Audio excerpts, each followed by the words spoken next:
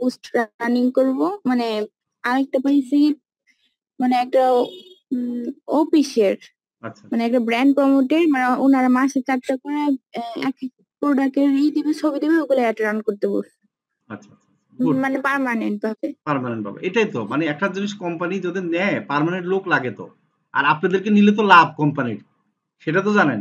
তাহলে স্যার আপনাদের কারণে দেশের বাইরে অনেক স্টুডেন্ট আমার ভর্তি হচ্ছে। জি জি স্যার, দোয়া করবেন স্যার আমরা যাতে সামনে আরো অগ্রসর হতে পারি। আর এটা স্যার আসলে স্বপ্নের মতো লাগতেছে স্যার, আমি কোনোদিনও কল্পনা করতে পারি নাই যে জি মোবাইলে ইনকাম করে জি।